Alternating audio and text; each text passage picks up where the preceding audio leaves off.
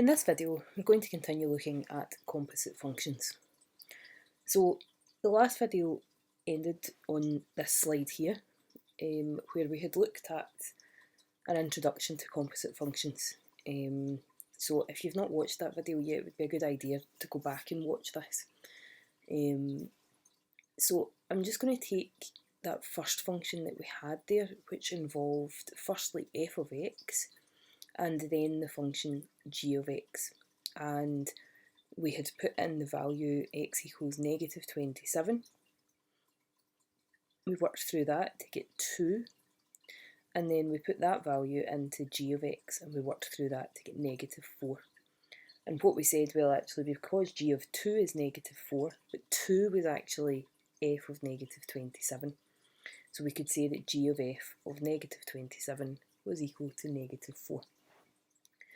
Now if we just look at this same function,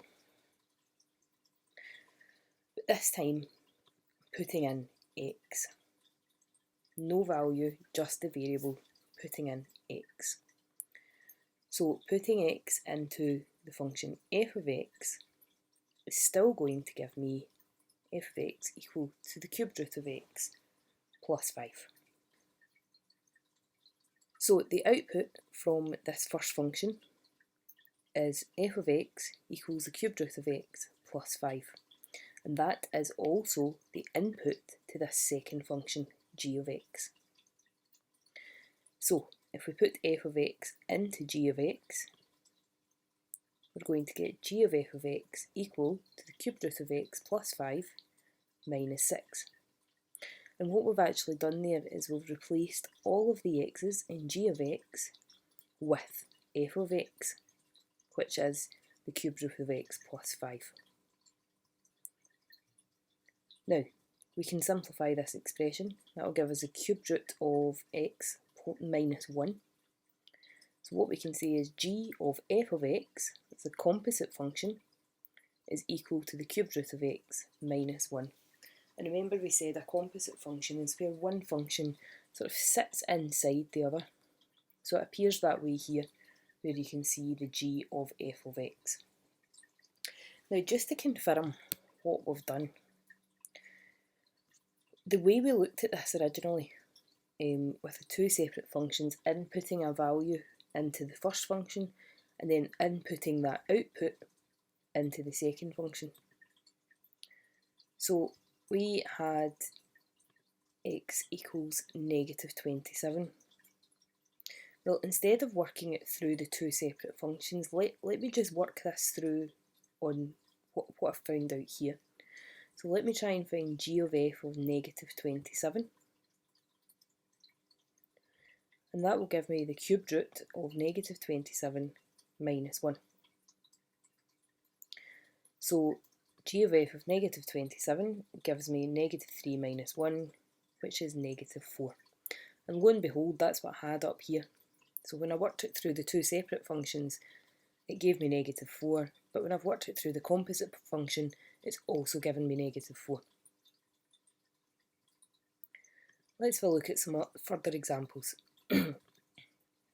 So example 1. Functions f and g are defined by f of x equals 2x and g of x equals x minus 3. Both functions are defined on suitable domains. So part A asks us to find f of g of x, and part B asks us to find g of f of x. So we'll start off with part A, obviously. So we're trying to find f of g of x. So here's g of x here, it's x minus 3. So instead of f of g of x, we're going to have f of x minus 3. Now, our function f then, we can see f of x is equal to 2x. Now I've highlighted where those x's occur there, that's quite important here. So this is the function f, but I've taken out the x's for the moment because what we're going to be doing with these x's is we're replacing them with x minus 3. So instead of an x, we now have x minus 3. So it's 2 multiplied by x minus 3, which gives us 2x minus 6. Let's have a look at the solution to part B. So this time we're finding g of f of x. So if we just look for function f there, that's f of x is equal to 2x. So instead of g of f of x, it's g of 2x. Now we want to identify everywhere in the function g where an x occurs, and we're replacing that with 2x this time. So instead of g of x, we've got g of 2x. So that gives us 2x minus 3. Now, we don't need the brackets here. I've just put this in so that you can easily, or see more easily, where the substitution is occurring.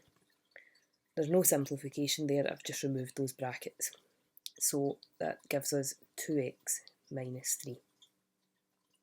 So just now would be a good time to pause the video and copy that down, or you could replay it and copy it down at the same time as I'm saying it.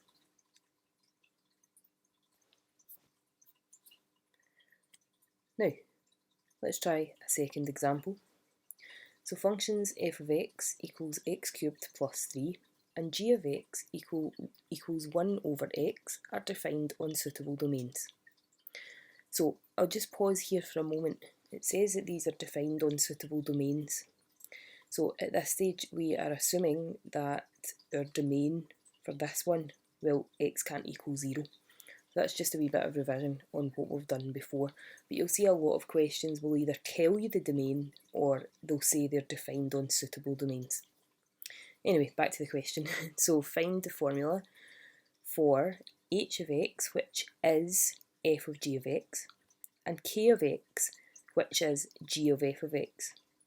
Now I've written this one slightly differently. You might see this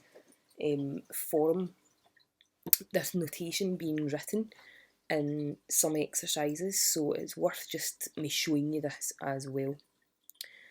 So firstly, the solution for the first part, we're looking for h of x, which is f of g of x. Now g of x is 1 over x, so everywhere in the function f, where there's an x, we are replacing that with 1 over x. So this is the function f here. You can see it was x cubed plus 3. It is now 1 over x all cubed plus 3. And we can simplify that.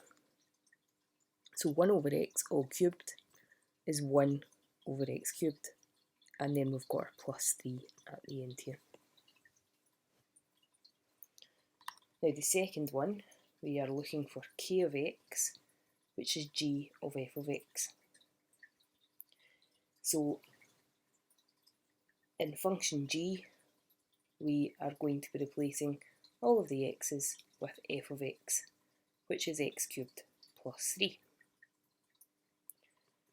Now here's function g here, and you can see I've highlighted the x's here. That's what I'm going to be replacing, and I'm going to be replacing it with x cubed plus 3.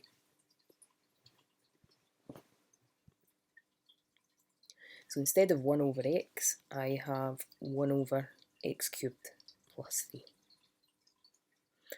And again folks, I would pause the video before the screen goes blank and copy this into your notes jotter.